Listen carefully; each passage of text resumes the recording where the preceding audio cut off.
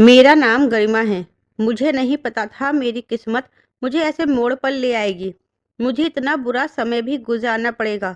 अपने पति के घर में मुझसे इतना गंदा काम करवाया गया कि मैं हैरान रह गई थी। मैंने कभी भी सोचा नहीं था कि मैं इस तरह की चीज़ को अपने मुंह से लगा लूँगी, और वह भी मजबूरी में। यह सब कुछ मेरी सास की वजह से हुआ था। उन्होंने मुझे पहले इनकार किया और अब मुझे यह कदम उठाना पड़ा था। मुझे पता था सुबह तक मेरी तबीयत खराब हो जाएगी, क्योंकि मुझे एक बहुत ज़रूरी दवाई लेनी थी जो सिर्फ दूध के साथ ही ली जा सकती थी। लेकिन यह दूध कहाँ से आया था, ये सुनकर आप लोग भी दंग रह जाएंगे। मेरी सास को इस बारे में कुछ भी नहीं पता था, लेकिन मुझ पर क्या बीत रही थी यह मैं ही जानती थी। मेरे दिल से बद्दुआ निकल रही थी। कहते हैं कि कभी किसी को बुरा भला कहना और उसके लिए बद्दुआ निकलने से उसका बुरा नहीं होता, बल्कि कभी कभी दिल की आह भी लग जाती है। मैं बनारस जैसे शहर में रहती थी और वहाँ रहकर पढ़ाई कर रही थी।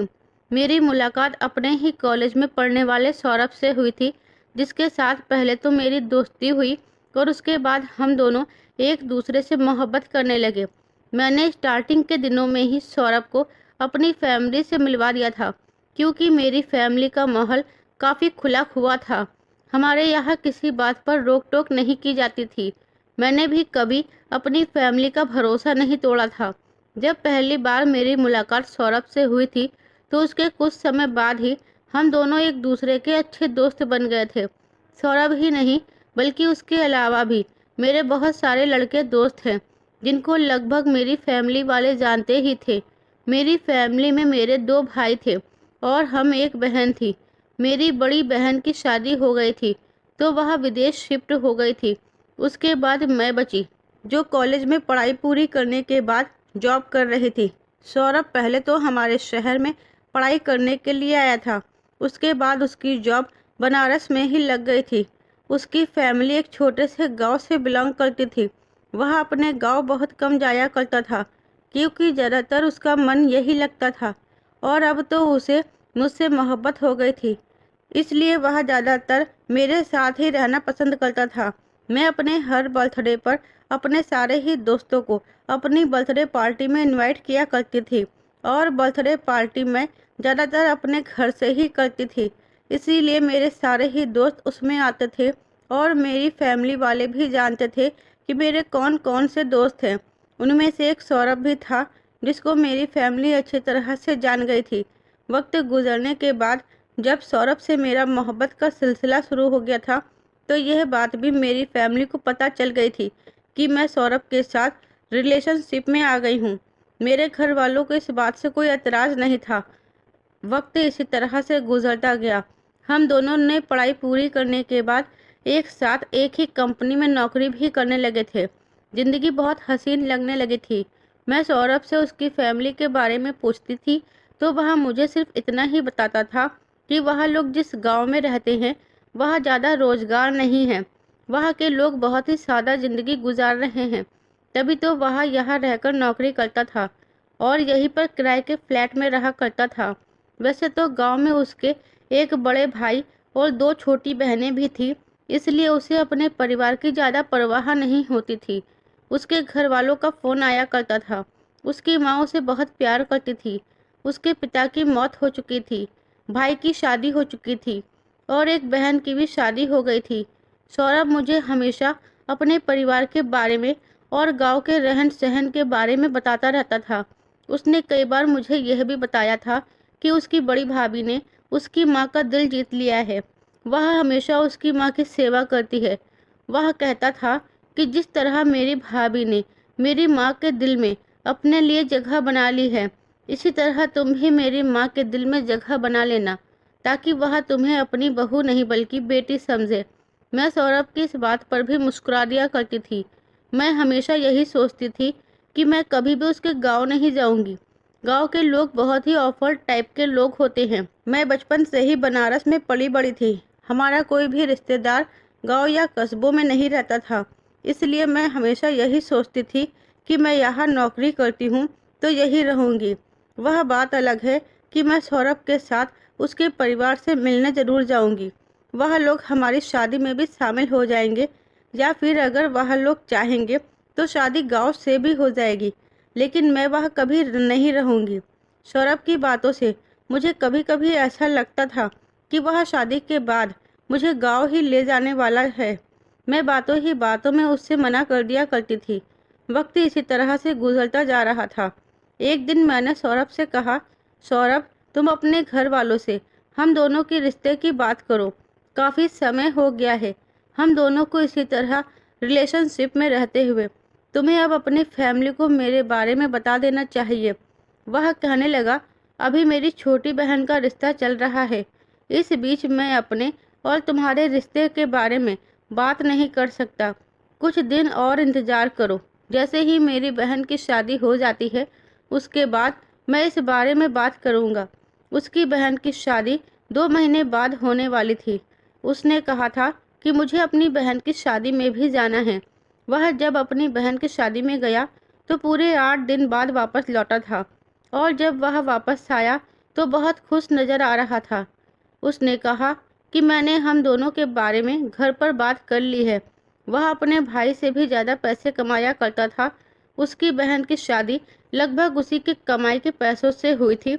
कहता था कि गांव में भैया खेतों में मजदूरी करते हैं, ज़्यादा पैसे नहीं कमाते।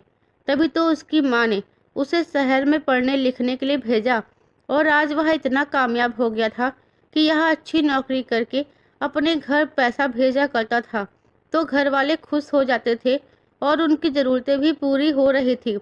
फिलहाल मैं खुश था कि उसके घर वाले हम दोनों के रिश्ते के लिए मान गए थे। मैंने सौरभ से पूछा कि तुमने हम दोनों के रिश्ते के लिए उन्हें कैसे मनाया, तो वह कहने लगा, ये सब मेरे लिए बहुत मुश्किल था। कहने लगा, मेरी माँ तो मान ही नहीं रही थी। जब उन्हें पता चला कि तुम शहर की हो और नौकरी करती हो, उनको तो गुस्सा आ गया था। उन्होंने कहा, क्या पूरी दुनिया में तुम्हें बस एक वही लड़की मिली थी जो तुम्हारे साथ नौकरी करती है? हमारे गांव में बहुत अच्छी अच्छी लड़कियां हैं, और तुम तो शहर में नौकरी करते हो। तुम्हारे लिए तो गांव से एक अमीर इंसान की बेटी का रिश्ता आ जाएगा। लेकिन मैंने अपनी माँ को समझा दिया कि मैं शादी करूँगा तो गरिमा से ही करूँगा। फिर क्या था, मेरी जिद के आगे मेरी माँ मान गई थी। मैंने कहा, तो फिर हमारी शादी कब हो रही है? वह कहने लगा, हम लोग शादी कर लेते हैं, हम कोर्ट मैरिज कर लेंगे। मैंने कहा, लेकिन कोर्ट मैरिज क्यों? जब हम दोनों के परिवार हम दोनों के रिश्ते से खुश हैं और राज़ी हैं, तो फिर हमें कोर्ट मैरिज करने की क्या ज़रूरत है? हमें दोनों परिवारों की मौजूदगी में शादी करनी होगी। आखिर मेरे भी तो कुछ अरमान हैं। सौरभ कहने लगा, देखो, मेरे घर वालों को इस बात से कोई प्रॉब्लम नहीं है कि मैं कोर्ट मैरिज कर रहा हूँ। मेरे घर से मेरी शादी में कोई भी शामिल होने के लिए नहीं आएगा। इसलिए बेहतर यही होगा कि हम दोनों को अपनी मर्जी के मुताबिक शादी कर लेनी चाहिए। कोर्ट मैरिज हमारे लिए एक बहुत ही सीधा और सरल रास्ता है। मैंने कहा, मगर? उसने कहा, अब तुम खामोश हो जाओ। तुम्हें अगर मगर करने की कोई ज़रूरत नहीं है। अगले हफ्ते ही हम दोनों कोर्ट मैरिज कर लेंगे। तुम अपनी फैमिली को इस बारे में बता देना। आई होप कि तुम्हारी फैमिली को इस बात से कोई प्रॉब्लम नहीं होगी। मेरी फैमिली को तो इस बात से कोई प्रॉब्लम नहीं थी, मगर मैं सोच रही थी कि सौरभ की फैमिली से कोई तो यहाँ आता हम दोनों की शादी के लिए। फिलहाल सौरभ के साथ मेरी कोर्ट मैरिज हो गई थी, और फिर मैं उसके साथ उसके फ्लैट में रहने के लिए चली गई थी। मैं उसके साथ यहाँ खुश थी। हम दोनों की शादी को अभी 2 ही दिन गुजरे थे जब सौरभ के गांव से उसकी माँ का फ़ोन आया, तो उसने बड़े ही घबराते हुए शब्दों में अपनी माँ को यह बात बताई थी कि उसने शादी कर ली है। इस बात पर शायद उसकी माँ बहुत नाराज़ हो रही थी। जब मैंने उसे उसकी माँ से बात करते हुए सुना और देखा कि वह अपनी माँ को फ़ोन पर मना रहा था, बार बार उनसे यही कह रहा था कि गरिमा बहुत अच्छी लड़की है, अब वह कानूनी तौर पर मेरी पत्नी बन गई है। मैं अगले महीने छुट्टी मिलते ही अपनी पत्नी को लेकर गाँव आऊँगा। वह बार बार अपनी माँ से शादी करने पर माफ़ी भी मांग रहा था। उसके अपनी माँ से इस तरह से माफ़ी मांगने पर मैं समझ गई थी कि उसने मुझसे झूठ बोला था कि उसके परिवार वाले राज़ी हो गए हैं। असल बात तो यह थी कि उसने मुझसे झूठ बोला था। उसका परिवार हम दोनों के रिश्ते के लिए राज़ी नहीं था। जब यह बात मैंने उससे पूछा कि तुमने मुझसे झूठ क्यों बोला, और मैं तुम्हें तुम्हारी माँ से बात करते हुए सुन चुकी हूँ। क्यों तुम अपनी माँ से माफ़ी मांग रहे थे और उनको हम दोनों की शादी को लेकर सफाइयाँ दे रहे थे। तो उसने शर्मिंदा होते हुए मुझे बताया, गरिमा, दरअसल जब मैं अपनी बहन की शादी में गया था और मैंने तुम्हारे बारे में अपनी माँ को बताया था, तो उन्होंने साफ इनकार कर दिया था कि वह शहर की लड़की को अपने घर की बहू नहीं बनाएंगी। मुझे लगा कि भैया तो हम दोनों के रिश्ते के लिए मान जाएंगे, लेकिन भैया भी इस बात के सख्त खिलाफ थे कि मैंने शहर की लड़की को क्यों पसंद किया। उन्होंने मना कर दिया था कि तुम उस लड़की से शादी नहीं करोगे, तुम्हारी शादी हमारे गांव में ही होगी। भैया ने भी मेरा साथ नहीं दिया। माँ और भाभी भी तुम्हारे लिए राजी नहीं हो रही थी और मैं तुम्हारा उदास चेहरा भी नहीं देख सकता था। इसलिए जब मैं गांव से वापस आया तो मैंने तुम्हें भरोसा दिलाया कि उन लोगों को मैंने मना लिया है, लेकिन वह लोग मानना तो दूर की बात, अब की बार मुझे नौकरी करने के लिए शहर भेज भी नहीं रहे थे। मैंने तुमसे झूठ इसलिए बोला था ताकि तुम्हारे चेहरे पर मुस्कान आ जाए, क्योंकि तुम एक हफ्ते से मेरा इंतजार देख रही थी। मैंने सोचा कि मेरे घर वाले तो हम दोनों की शादी के लिए कभी भी राजी नहीं होंगे, इसलिए मैंने तुमसे कोर्ट मैरिज करने का फैसला किया और सोचा कि जब हमारी एक बार शादी हो जाएगी तो कोई भी हमारे बीच में रुकावट नहीं बनेगा। मैंने कहा, सौरभ, ये तुमने क्या किया? इसका मतलब कि हम दोनों की शादी में तुम्हारे परिवार की मर्जी शामिल नहीं थी। वह कहने लगा, मैं सब कुछ ठीक कर दूंगा, मैं तुम्हें छोड़ना नहीं चाहता था, वह लोग तुम्हें मुझसे अलग कर देते। मैंने कहा, अब हमारी शादी तो हो गई है, लेकिन तुम्हारे परिवार वाले तुमसे नाराज हो जाएंगे। तुम्हारी माँ ने यह खबर सुनने के बाद क्या कहा? वह कहने लगा, माँ तो बहुत नाराज हो रही है, मगर मुझे अपनी माँ और अपनी फैमिली पर यकीन है, मैं उन लोगों को मना लूँगा। मैंने कहा, वह कैसे? तो वह कहने लगा, वह ऐसे कि जब अगले महीने हम दोनों की छुट्टियाँ होंगी तो मैं तुम्हें अपने साथ गाँव लेकर चलूँगा। जब वह देखेंगे कि उनकी बहू इतनी सुंदर है तो सब लोग खुश हो जाएंगे और फिर उसके मन से नाराज़गी भी निकल जाएगी। मैंने कहा, चलो ठीक है।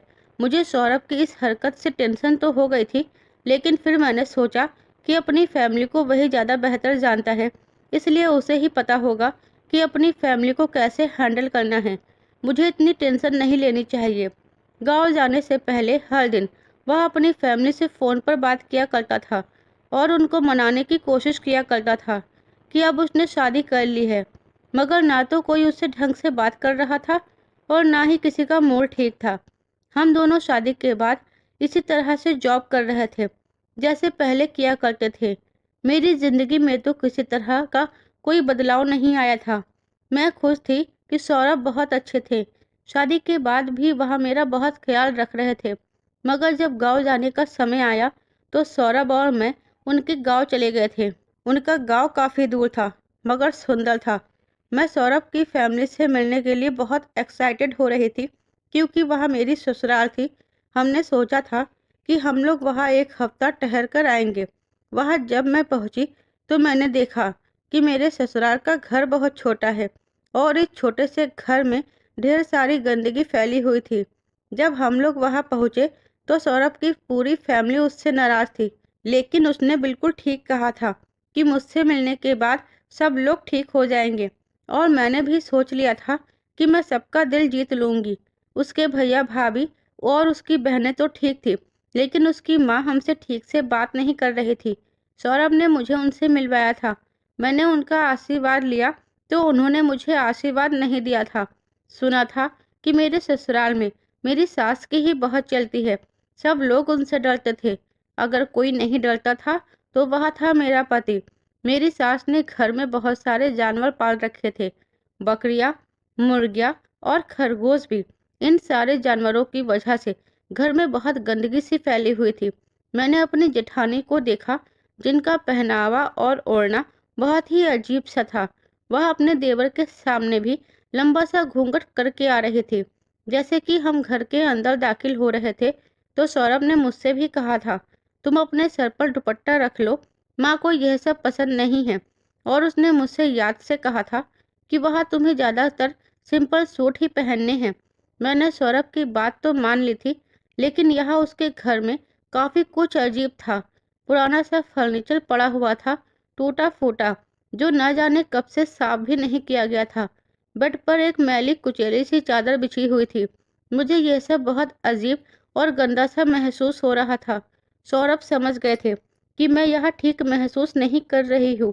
मैंने दिल में सोचा था कि मैं यहाँ जैसे तैसे एक हफ्ता गुजार लूंगी, लेकिन पहले ही दिन ऑफिस से फोन आ गया था और हमें 2 दिन बाद यहाँ से जाना होगा। ऑफिस में अर्जेंट कुछ काम आ गया था। सौरभ ने जब यह बात मुझे बताई तो मैंने भी सोचा, चलो अच्छा है, जितनी जल्दी हो सके हम यहाँ से चले जाएंगे। सौरभ की माँ बातों ही बातों में उससे ताने दे रही थी। कह रही थी कि लड़की भले ही सुंदर है मगर शहर की है, और तुम जानते हो कि शहर की लड़कियां ठीक नहीं होती। उनके दिमाग आसमान की ऊंचाइयों को छूते हैं। 2 दिन हम यहाँ पर रहे, लेकिन फिर भी सौरभ की माँ का मूड ठीक नहीं हुआ था। जब हमारे वहाँ से जाने का समय हुआ तो उसकी माँ ने कहा, तुम लोग कहाँ जाने की तैयारी कर रहे हो? बस 2 दिन के लिए ही यहाँ आए थे। उनके ऐसा पूछने पर सौरभ को लगा कि उनका मूड ठीक हो गया है। उसने कहा, माँ, हम अगली बार ज़्यादा दिनों के लिए आएंगे, क्योंकि हम दोनों को ऑफिस ज्वाइन करना है। ऑफिस में काम ज़्यादा है। यह बात सुनकर मेरी सास ने कहा, यहाँ से सिर्फ तुम ही वापस जाओगे, तुम्हारी पत्नी नहीं। अपनी सास की यह बात सुनकर जैसे मेरे होश उड़ गए थे। मैंने चौंक कर अपने पति की तरफ देखा। सौरभ ने घबराते हुए शब्दों में कहा, माँ, आप ये क्या कह रही हो? गरिमा और मैं एक साथ नौकरी करते हैं, उसकी नौकरी का नुकसान हो जाएगा। मेरी सास कहने लगी, हाँ तो क्या हुआ, नुकसान होता है तो होता रहे। अब तुम्हारी पत्नी हमारे खानदान की बहू बन गई है और हमारे यहाँ की बहू नौकरी नहीं करती। तुम वापस शहर चले जाओ और अपने काम पर ध्यान दो। ये यहाँ रहेगी और ससुराल संभालेगी। मैंने मुंह बनाते हुए कहा, नहीं सौरभ, मैं तुम्हारे साथ जाना चाहती हूँ, मैं यहाँ नहीं रहूँगी।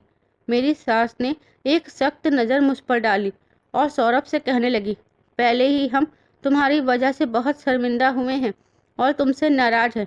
अब तुम चाहते हो कि हमारे घर की औरत को भी अपने साथ ले जाओ। तुम यहाँ पर महीने में तो आते रहते हो, बहू को नौकरी करने की कोई ज़रूरत नहीं है। वैसे भी तुम्हारी पत्नी को अब उसूलों के हिसाब से यही रहना चाहिए।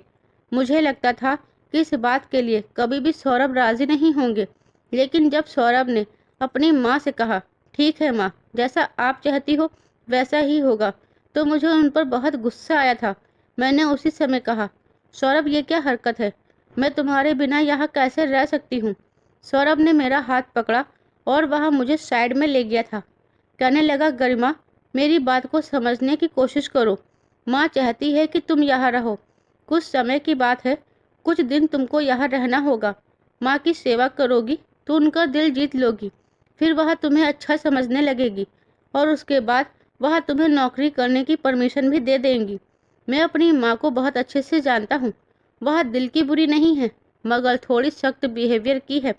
मैंने कहा, सौरभ, लेकिन मेरी बात पूरी हुए बिना ही सौरभ कहने लगा, मेरी खातिर तुम इतना नहीं कर सकती?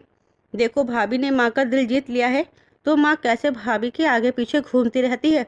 इसी तरह तुम भी माँ के दिल जीत लोगी तो माँ तुमसे भी इम्प्रेस हो जाएगी और फिर तुम जैसा कहोगी वैसा ही होगा। मेरी बात समझने की कोशिश करो। अब मैं सौरभ से और क्या कह सकती थी, इसलिए मैं खामोश रही और मैंने कहा, अच्छा ठीक है, लेकिन तुम हर महीने मुझसे मिलने आते रहा करोगे? उसने कहा, हाँ हाँ, क्यों नहीं, बल्कि मैं तो 15 दिन में एक बार तुमसे मिलने के लिए ज़रूर आऊँगा। यहाँ तुम्हारा बहुत ख्याल रखा जाएगा। मुझे तो नहीं लगता था कि यहाँ मेरा ख्याल रखा जाने वाला है, क्योंकि जैसी घर की कंडीशन हो रही थी उस हिसाब से मेरा मन कर रहा था कि मैं अभी यहाँ से निकलकर भाग जाऊँ। सौरभ मुझे छोड़कर चले गए थे और अभी यहाँ मुझे रहना था। मुझे बिल्कुल भी नहीं पता था कि मुझे यहाँ पर इस तरह से रोक लिया जाएगा, वरना मैं कभी भी यहाँ नहीं आती। मैं यहाँ ज़्यादा किसी को जानती भी नहीं थी और दूसरी तरफ मेरा साथ देने वाला यहाँ मेरा पति भी नहीं था। सौरभ जिस समय वहाँ से जा रहे थे मेरी आंखों में आंसू थे। वैसे भी पति का जाना हर औरत के लिए एक मुश्किल वक्त होता है। अगले दिन सुबह जब मैं सोकर उठी तो घर की हालत और भी ज़्यादा गंदी हो रही थी। सौरभ के बड़े भैया खेतों में काम करने के लिए चले गए थे। मेरी सास अपने कमरे से अभी तक बाहर नहीं निकली थी और जेठानी का भी कुछ यही हाल था। किचन के बर्तन भी इधर उधर पड़े थे। पूरे घर पर बदबू फैली हुई थी। मैंने तो फौरन अपने मुंह पर हाथ लगा लिया। घर में किसी ने भी साफ सफाई नहीं की थी। मुझे लगा शायद अभी मेरी सास और जेठानी सो रही है, लेकिन थोड़ी देर के बाद मुझे मेरी सास के कमरे से जेठानी और सास के जोर जोर से हंसने की आवाज़ आ रही थी। इसका मतलब था कि वह दोनों एक साथ आपस में बातें कर रही थी। मैं उनके पास गई और मैंने कहा, माँ जी, घर की हालत कितनी गंदी हो रही है। यह आप लोगों ने घर की क्या हालत बनाई हुई है। मेरी सास ने उसी समय कहा, अगर तुझे घर की फिक्र ज़्यादा हो रही है तो घर के सारे काम तू ही कर ले। मेरी जेठानी इस बात पर कहने लगी, हाँ मैडम, अब तुम ही घर के काम करोगी। अब तुम इस घर की बहू हो, हम लोग यहाँ पर राज करेंगे। वैसे भी तुम वहाँ नौकरी करने के लिए जाती थी ना, हम तो तुमसे नौकरी भी ना करवा रहे हैं, बस घर के काम कर लो, इतना ही काम है तुम्हारे लिए। मैं उनके ऐसे बिहेवियर पर हैरान रह गई थी। मैंने कहा, घर की हालत तो बहुत ख़राब हो रही है, आप लोग मेरे साथ मिलकर काम करवा सकते हो, मैं अकेली इतने गंदे घर को साफ कैसे करूँगी। मेरी सास ने कहा, वैसे ही जैसे सब करते हैं, इस गंदगी से शायद इन लोगों पर कोई फ़र्क नहीं पड़ता था, इसलिए मैं खुद ही उठी और घर की साफ सफाई करने में जुट गई। लेकिन मैं बहुत परेशान हो रही थी। घर में इधर उधर मुर्गियाँ टहल रही थी। मैं जिधर से सफाई करती वहाँ उधर ही जाकर गंदगी फैला दिया करती थी। घर में चारों तरफ बदबू आ रही थी। एक खरगोश था जो बार बार मुझ पर कूदकर आ रहा था। मैं उससे भी बहुत परेशान हो रही थी और जोर जोर से चीख रही थी। मुझे जानवरों से इस तरह परेशान होते हुए देखकर मेरी जेठानी और सास मुझ पर जोर जोर से हंसने लगी और इस तरह घर का सारा काम मुझ पर आ गया था। मैं घर में गंदगी देखती तो मुझे उसे साफ करने का मन करता था, क्योंकि मैं यहाँ रह रही थी। मैं हर तरह से अपनी सास का दिल जीतने की कोशिश कर रही थी, उनके साथ अच्छा बर्ताव कर रही थी, ताकि वह कुछ दिनों बाद मुझे बहू का दर्जा देने लगे, मुझे यहाँ से जाने दे मेरे पति के साथ। लेकिन यहाँ दिन ब दिन मेरी जेठानी और सास का बर्ताव मेरे लिए वैसा का वैसा ही था। वह लोग आपस में एक रहते थे। मुझसे मेरा मोबाइल भी छीन लिया गया था। सास हमेशा मेरे पति से मेरे ही मोबाइल से फ़ोन किया करती थी और उनसे कहती थी कि तुम्हारी पत्नी यहाँ बहुत खुश है और उसका वहाँ आने का मन नहीं करता। इस बात से सौरभ बेफिक्र हो जाते थे। मैं उनसे जिद करती कि एक बार तो सौरभ से मेरी बात करवा दीजिए, तो वह सौरभ से मेरी बात अपनी निगरानी में ही करवाया करती थी। कहती कि तुम अपने पति को यही बताओगी कि तुम्हारा यहाँ बहुत मन लग रहा है, तभी मैं तुम्हें माफ़ करूँगी, क्योंकि तुम्हारी वजह से ही मेरा बेटा मेरी मर्जी के खिलाफ तुमसे शादी कर पाया है। मेरे जेठ भी हमेशा मुझ पर नज़र रखते थे, इस तरह की नज़र जैसे कोई गुंडा किसी लड़की पर रखता है। मुझे ना तो गांव का माहौल अच्छा लगा था और ना ही अपने ससुराल वालों का बिहेवियर। मैं बड़ी मुश्किलों से यहाँ दिन गुजार रही थी। ऐसा लगता था जैसे मुझे कैद कर दिया गया है। यहाँ के लोगों के तौर तरीके भी बहुत अलग थे। मुझे तो इन लोगों के हाथ का खाना खाते हुए भी घिन महसूस होती थी। खाना ज़्यादातर गंदगी की जगह पर और गंदे बर्तनों में बनाया जाता था। मैं सौरभ के आने का इंतज़ार कर रही थी कि वह कब आएगा और मुझे यहाँ से ले जाएगा। यहाँ मेरा रहना दिन ब दिन दुश्वार होता जा रहा था। यहाँ घर का काम करती थी। दिन ब दिन मेरा शरीर दुबला पतला होता जा रहा था। मेरे शरीर में बिल्कुल भी ताकत नहीं थी। मैं भले ही जॉब करती थी, लेकिन घर के काम मैंने कभी नहीं किए थे। यहाँ मुझे हर तरह का काम करना पड़ रहा था। अपनी सास को खुश करने के लिए मैं सारा दिन घर का काम करती, घर में झाड़ू बर्तन करती, कपड़े धोती और सबके लिए खाना भी बनाया करती थी। जिस दिन मैं खाना नहीं बनाती, उस दिन मेरी सास या जेठानी खाना बड़ी गंदगी के साथ बनाया करती थी। वह जिन हाथों से खाना बनाती थी, उन्हीं हाथों से बार बार जानवरों को पकड़ती रहती थी और हाथ भी नहीं धोती थी। 15 दिन गुजर गए थे, लेकिन अभी तक सौरभ मुझसे मिलने के लिए गाँव नहीं आए थे। मेरा मोबाइल भी मेरे पास नहीं था। मैंने कई बार अपनी सास से मोबाइल मांगा, मगर उन्होंने कह दिया, हमारे यहाँ की बहू मोबाइल का इस्तेमाल नहीं करती। तुम अपने शहर के तौर तरीके भूल जाओ। जैसे शहर में रहती थी वैसे यहाँ रहना नामुमकिन है। यहाँ तो मेरे हिसाब से ही रहोगी। मैं हर मुमकिन कोशिश कर रही थी कि मेरी सास मुझसे किसी तरह भी खुश हो जाए, लेकिन वह तो खुश होती ही नहीं थी। सौरभ का न आना मुझे बहुत बेचैन कर रहा था। यहाँ गर्मी भी बहुत थी, बिजली भी हिसाब से ही आया करती थी। गर्मी ने मेरा बुरा हाल कर दिया था, जिसकी वजह से मेरा बार बार ब्लड प्रेशर लो हो रहा था। इस घर में हर तरह से मुझे सताया जा रहा था। यह बात मैं सौरभ से किस तरह करूं, मेरी समझ नहीं आ रही थी। अब मैं यहाँ के हालात से तंग आ गई थी और अकेलेपन में बहुत रोती थी। मुझे नहीं पता था कि सौरभ यहाँ मुझे हालात से लड़ने के लिए अकेला छोड़ जाएगा। ऐसे घर में मैं ऐसे हालात से गुजर रही थी जिनके बारे में शायद मैं आपको बता भी नहीं सकती। मैं यहाँ पैसों के मामले में भी मोहताज हो गई थी। मेरी तबीयत ठीक नहीं थी, मुझे डॉक्टर के इलाज की ज़रूरत थी, लेकिन मेरी सास मुझे डॉक्टर के पास लेकर नहीं गई। उन्होंने कहा कि शहर की लड़कियां कमज़ोर होती हैं, बात बात पर बीमार होकर बैठ जाती हैं। अब तुम गांव में रहती हो तो गांव के लोगों की तरह मजबूत होकर रहना सीखो। बीमार रहोगी तो मजबूत हो जाओगी, और अगर तुम्हें जल्द ही दवाई दिलवा दी गई तो आगे तुम्हें छोटी से छोटी बात पर दवाई दिलाती रहूंगी। ये घर बहुत गंदा रहता था। यहाँ खाने पीने की चीज़ें भी ठीक नहीं थी। मेरे साथ यहाँ हर कोई बदतमीजी से पेश आता था, लेकिन मैं हर बात को खामोशी से बर्दाश्त कर लिया करती थी। बस यही सोचती थी कि जैसे ही सौरभ आएंगे मैं उनके साथ शहर चली जाऊंगी। कुछ दिनों बाद मुझे पता चला कि सौरभ को यहाँ आने से मेरी सास ने रोक लिया है। उनका कहना है कि तुम्हारी पत्नी यहाँ खुश है, अब तुम आराम से 2-3 महीने पैसे कमा लो, उसके बाद यहाँ आ जाना। यहाँ सब कुछ बिल्कुल ठीक है। मैं अपना दुख किसी से शेयर नहीं कर सकती थी। मेरी ज़िंदगी में इतने बदलाव आ गए थे कि अब सुकून और खुशी मुझे एक सपना सा लगने लगी थी। यह हकीकत थी। सौरभ का परिवार इतना खतरनाक है, यह मैं नहीं जानती थी। मैं ज़्यादातर अपने आप को कमरे में बंद ही रखती थी, क्योंकि उसके भैया हमेशा मुझे अजीब अजीब नज़रों से घूरते रहते थे।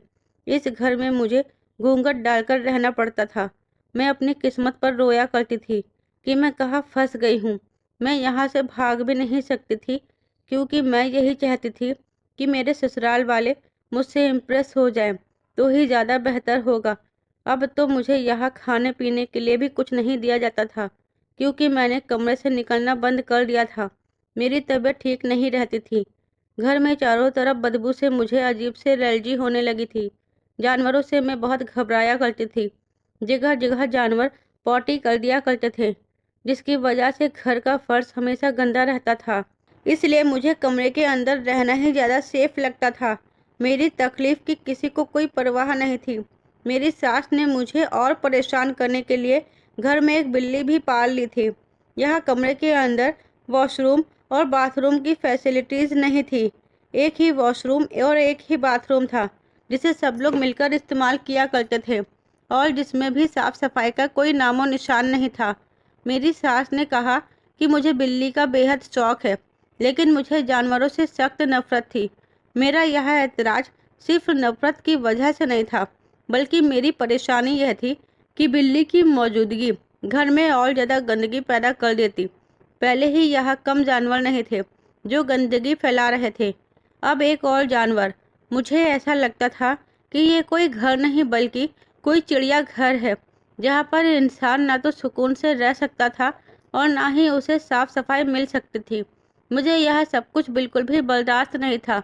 मैंने कई बार अपनी सास और जेठानी से कहा था, मुझे यह सब पसंद नहीं है, प्लीज़ इन सब को मुझसे दूर रखो, मगर वह जानबूझकर बिल्ली को मेरे पीछे लगा दिया करते थे।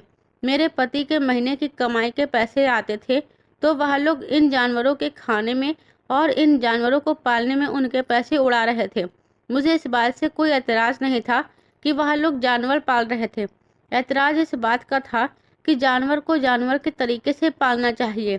अब तो मेरी सास ने हर हद पार कर दी थी।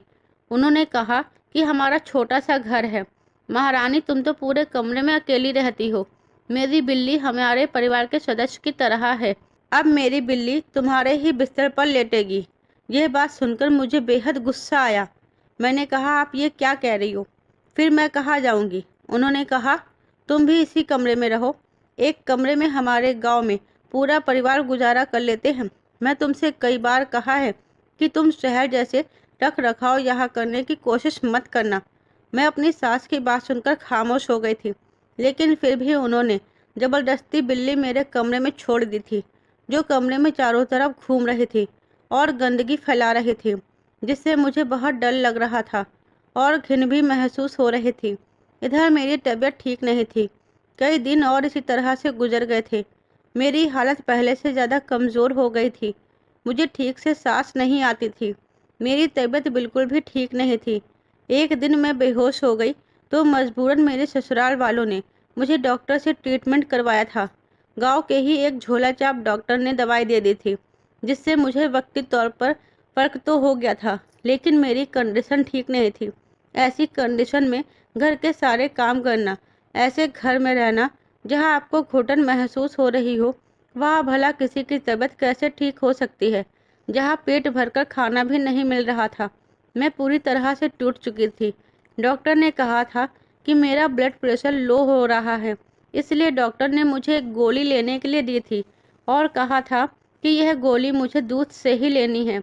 अगर मैं इसे पानी से लेती तो मेरी तबीयत और ज़्यादा बिगड़ जाती और शुगर लेवल भी बढ़ जाता। एक बार पानी के साथ मैंने यह गोली ले ली थी तो मेरी तबीयत बहुत ज़्यादा खराब हो गई थी, जिसके बाद मुझे बहुत गर्मी लग रही थी और तबीयत इतनी खराब हो गई थी कि मैं बिस्तर से उठ नहीं सकी थी। मैं यह जानती थी कि यहाँ ना तो मेरी कोई फिक्र करने वाला है और ना ही मेरे बारे में कोई पूछताछ करने वाला है, इसलिए मुझे खुद ही अपना ख्याल रखना होगा। यहाँ पर तो राशन की भी बहुत कमी थी। मैंने एक दिन अपनी सास से कहा, डॉक्टर की दी हुई दवाई लेने के लिए मुझे दूध का इस्तेमाल करना होगा। डॉक्टर ने बोला है कि यह दवाई दूध से ही लेनी है।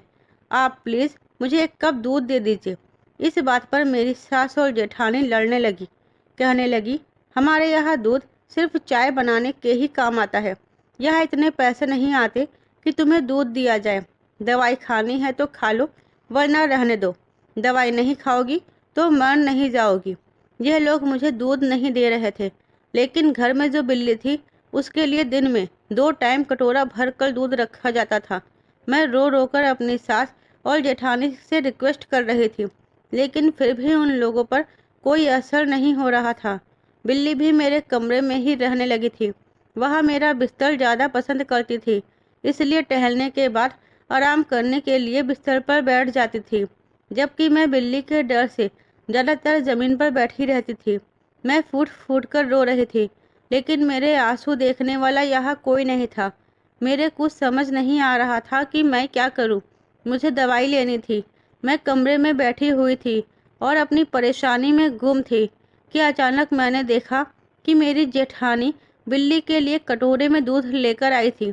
वह बिल्ली के साथ खूब हंस हंस कर बातें कर रही थी, उसके साथ खेल रही थी और मुझे इस बात का अफसोस हो रहा था कि न जाने यह लोग मुझसे किस बात का बदला ले रही थी।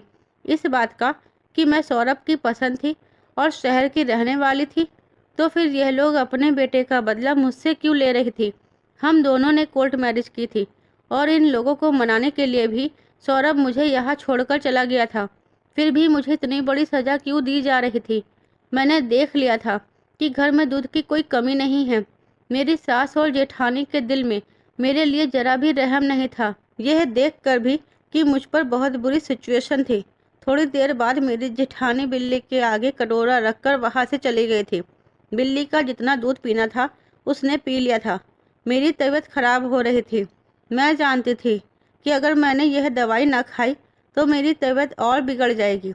मजबूरी की वजह से मैं बिल्ली के बर्तन के पास गई और वहाँ उठाकर मैंने उस दूध से दवाई खा ली थी। उस समय मेरी आंखों से आंसू नहीं रुक रहे थे। मैं एक ऐसी इंसान थी जिसके माता पिता ने भी कभी मुझे किसी तरह की कोई कमी नहीं होने दी थी। आज यह अपने ससुराल में मुझे कैसे दिन देखने पड़ रहे थे। मेरे दिल में दर्द था और मैं खुद को अकेला महसूस कर रही थी। मैं ऊपर वाले से बस यही प्रार्थना कर रही थी कि जल्द से जल्द सौरभ यहाँ से मुझे ले जाए। मैं यहाँ और नहीं रुकना चाहती। मुझे यहाँ रहते रहते 2 महीने गुजर गए थे। अब मैं हर रोज़ अपने ब्लड प्रेशर की दवाई कुछ इसी तरह से खा रही थी। खामोशी से मैं बिल्ली का बचा हुआ दूध से दवाई ले लिया करती थी, लेकिन मुझे एक अजीब सी बेचैनी महसूस होती थी। मुझे सांस बहुत मुश्किल से आ रही थी। ऐसा लगता था जैसे मेरा दम घुट रहा है। कभी कभी तो मुझे इतनी घुटन महसूस होती थी कि मेरा मन करता था कि मैं घर से कहीं बाहर भाग जाऊं। लेकिन यहाँ तो औरतों को कैद में रखा जाता था। औरत सर पर पल्लू के बिना घर से नहीं निकल सकती थी। मैं ऊपर वाले से बार बार यही प्रार्थना कर रही थी कि प्लीज़ वह मुझे ऐसी मुसीबत से निकाल दे। लेकिन अब वह वक्त आ गया था जब मेरी बर्दाश्त खत्म होने वाली थी। एक रात मैं ज़मीन पर लेटकर सो गई थी जब बिल्ली ने मुझ पर हमला कर दिया था। अचानक मेरी आँख खुली तो बिल्ली ने अपने पंजों से मुझे नोचना शुरू कर दिया। मैं ज़ोर ज़ोर से चिल्ला रही थी। मैं कमरे से भागने की कोशिश कर रही थी, लेकिन मैं जिधर भाग कर जाती बिल्ली मेरे पीछे पीछे भाग रही थी। बिल्ली ने मेरे ऊपर छलांग मारकर मेरी गर्दन पर अपने पंजे मार दिए थे, यहाँ तक कि मेरे चेहरे पर भी मार दिए थे। मुझे बहुत तकलीफ हो रही थी। मैं चिल्ला रही थी। रात के समय घर में एक अजीब सा हंगामा मच गया था। मेरी गर्दन से खून बहने लगा था। मेरे पति के बड़े भाई जब यह शोर सुनकर आए तो उन्होंने जल्दी से बिल्ली को पकड़ लिया और उसे कमरे में बंद कर दिया। लेकिन तब तक बहुत देर हो चुकी थी। घर के सारे ही लोग जाग गए थे। मैं काफ़ी हद तक जख्मी हो गई थी और बेहोश हो गई थी। मुझे जल्द से जल्द अस्पताल ले जाया गया। मुझे बेहोशी की हालत में भी सौरभ की बहुत याद आ रही थी। मुझे ऐसा लगता था जैसे अब मैं जिंदा नहीं बचूंगी। डॉक्टर ने मेरी गर्दन पर पट्टी बांधी थी। मैं काफ़ी समय तक बेहोश रही थी, लेकिन जब होश में आई तो ऊपर वाले ने मेरी सारी प्रार्थना को कबूल कर लिया था। मेरी आँख खुली तो मैंने देखा कि मेरे बिस्तर के बराबर में ही सौरभ बैठे हुए थे। मैंने जैसे ही आंखें खोलकर देखा तो मुझे विश्वास नहीं हुआ कि सौरभ है, इसलिए मैंने अपनी आंखें बंद कर ली। लेकिन जब उन्होंने मुझे मेरा नाम लेकर पुकारा और कहा तुम कैसी हो, तब मुझे यकीन हुआ कि सौरभ वापस आ गए हैं। मैं उनको देखकर फूट फूट कर रोने लगी। उन्होंने कहा तुम रो क्यों रही हो, तुम्हारे साथ यह सब क्यों और कैसे हुआ। मैंने कहा सौरभ, मैं तुम्हारे साथ जाना चाहती हूँ। मुझे तुम्हारे घर में नहीं रहना। तुम्हारी माँ, भाभी और तुम्हारे भैया, ये लोग बिल्कुल भी अच्छे इंसान नहीं हैं। इन्होंने मेरे साथ बहुत बुरा सलूक किया है। सौरभ कहने लगा, मैं जानता हूँ कि तुम पर बिल्ली ने हमला किया था और डॉक्टर ने मुझे यह भी बता दिया कि तुम्हें ब्लड प्रेशर की बीमारी के साथ साथ सांस की भी बीमारी हो गई है, जो कि मेरी माँ के बिल्ली पालने की वजह से हुई है। मुझे माफ़ कर दो गरिमा। मैंने माँ से कई बार मना किया था कि वह जानवर पालने का शौक़ ख़त्म कर दे, लेकिन मुझे यह नहीं पता था कि उनका यह शौक़ एक दिन तुम्हारे लिए जानलेवा बन जाएगा। मैंने कहा सौरभ, उन्होंने मुझे सिर्फ जानवरों के साथ ही परेशान नहीं किया, बल्कि उन्होंने मेरे साथ बहुत बुरा बर्ताव किया। मैं कभी तुम्हारे परिवार के साथ नहीं रहूँगी। तुम्हारे परिवार वाले बहुत बुरे हैं। उन्होंने मुझे तुमसे दूर कर दिया। मुझे अपने साथ इसलिए रखा ताकि मैं इनसे तंग आकर इन्हें छोड़कर चली जाऊं, मगर मैं उनके साथ हमेशा अच्छे से रही, यही सोचकर कि मैं उनके दिल में जगह बना लूँगी, फिर सब ठीक हो जाएगा। मगर कुछ भी ठीक नहीं हो सका। तुम्हारे घर वालों ने मुझे बहुत तंग किया। तुम्हारे घर वाले बहुत बुरे लोग हैं। मेरी बात सुनकर सौरभ की आंखों में आंसू आ गए। उसने मुझसे माफ़ी मांगी और कहने लगा, मैं बहुत शर्मिंदा हूँ अपने परिवार की तरफ से। मुझे नहीं पता था कि यह तुम्हारे साथ ये सब हो रहा है।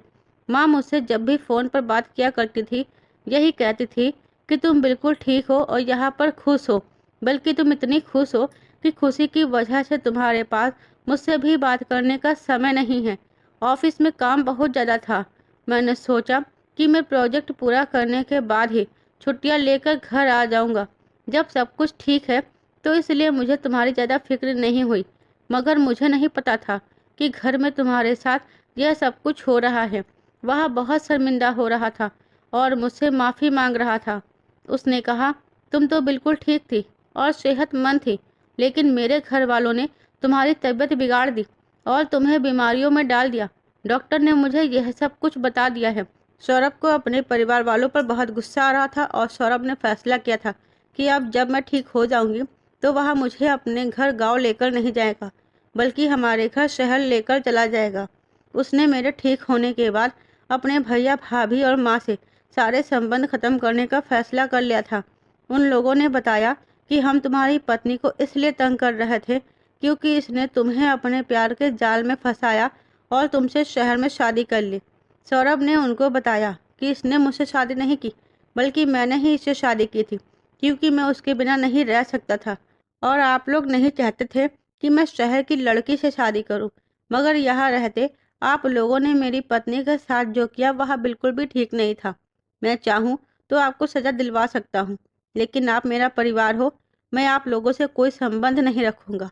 मेरी सास, जेठ और जेठानी को इस बात से बहुत बड़ा सदमा पहुंचा था, क्योंकि मेरा पति शहर जाकर बहुत सारे पैसे कमाया करता था।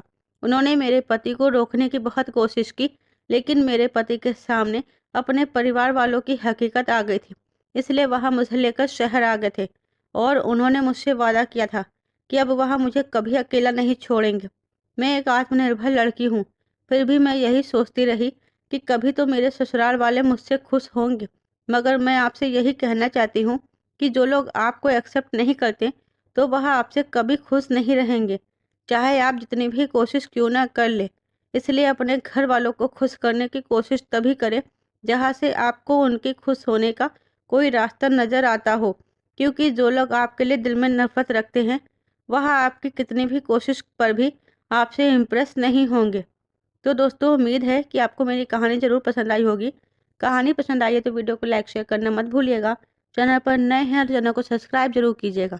साथ ही बेल आइकन को प्रेस जरूर कीजिएगा, जिससे वीडियो की अगली अपडेट सबसे पहले आपको मिले।